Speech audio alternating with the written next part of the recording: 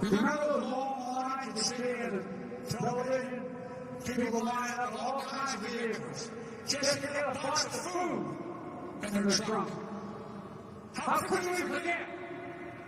People were hurting. And what did the MAGA crowd want to do? Forget it. Forget it. God, this is the United States of America. President Biden there raising his voice, appearing to be angry at Republicans over food shortages. This before touting his $1.9 trillion American Rescue Plan. Yeah, or angry at MAGA. We're hearing this term a lot now. It comes as the president is blaming record high inflation, gas prices on everything from Putin to the pandemic. For more, we'll bring our panelists in to discuss. Today, we're pleased to have Democratic analyst Jonathan Harris to join us and opinion editor at Newsweek, Josh Hammer. Good to see both of you here. And thanks so much for coming on. Josh, to start with you, will this be a winning message for Democrats ahead of the midterms here, the Putin price hike, and again, MAGA Republicans, something we're hearing more about? Yeah, great to be with you guys. So I think my biggest fear above all else, and I really do not think this is too cynical, if you look at how far the Democrats have gone, going back to last summer, at the end of last June, last July, the Biden White House unveiled this sprawling plan to fight domestic extremism, domestic terrorism. You go back to last October when Attorney General Merrick Garland basically kind of had this national memo trying to kind of rally the masses to potentially prosecute parents at teachers' board meetings for speaking out against the drivel and the racism of critical race theory. What I really fear is with this constant talk now of the quote-unquote MAGA crowd, is that they are actually gearing up to potentially engage in a domestic terrorism affront against Republicans. That is literally what I think is actually potentially happening next. But to your question, to the question of inflation in this fall, no, obviously, look, at this point, Democrats are hoisting on their own petard. Biden inherited an amazing economy from President Trump. At this point, there was exceptionally little that they can possibly do to turn this ship around. His approval ratings are at historic lows. Inflation is at 4-decade highs. And look, if you look at the traditional definition of inflation, which is too much money chasing too few goods, they have pumped all the money out there with all the inflation and the spending from Congress. There is no way of getting out of this hole in time to recover by November.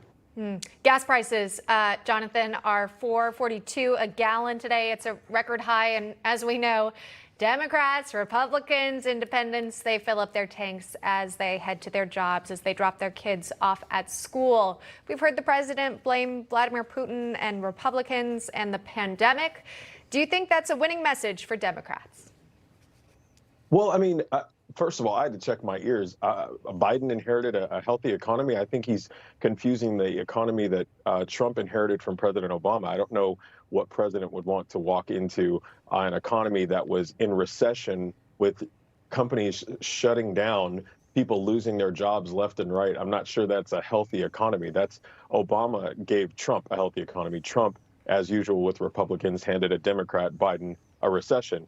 That being said, look, with gas prices, I am glad that Biden is finally doing the messaging and telling people what is actually going on. The reason for high prices is inflation, and the inflation is caused by COVID, but there are other contributing factors. There was a survey from, I want to make sure I have this right, the Federal Reserve Bank of Dallas survey that said 59% of oil executives said the reason that they were not drilling, which would bring down gas prices, was because they wanted to maintain capital discipline, which basically means they want to maintain returning money to their shareholders. That's what their interest was, not in lowering gas prices for the American people.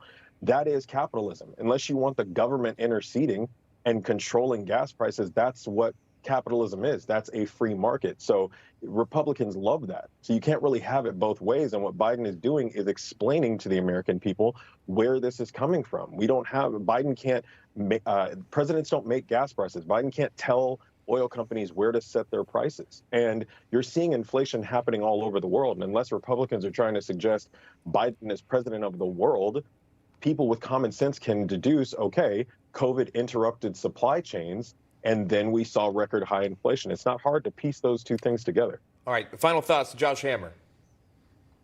Yeah, so look, the president cannot dictate the price of oil or gas at the pump. What the president can do is set the conditions that will incentivize drillers to drill. If you go back literally day one, he canceled the Keystone XL pipeline. Time and time again, he has cracked down on drilling at Anwar up in Alaska. Literally just this week, as Americans are facing the highest gas prices in decades, he is cracking down on oil and gas leases up in Alaska and the Gulf of Mexico. Everywhere you look, it is a full-scale, all-the-above strategy war on domestic energy. America is blessed to sit on an incredible array of hydrocarbons. Over the past 15, 20 years, we've discovered through fracking, through shale, through all these amazing technologies, how much natural gas we are sitting on. We need to be exporting more liquefied natural gas to Europe. That's, by the way, the best way to combat Putin as well. So no criticism at all for the oil executives not wanting to drill and lower prices? No criticism? Why would they incentivize all of it on to Biden? shut down tomorrow? Okay. All right, we got to leave it right there. Just to note, January 2021 inflation was at 1.4%. Month of April, 8.3% CPI increase there. Jonathan Harris, Josh Hammer, thanks so much. We appreciate your insight.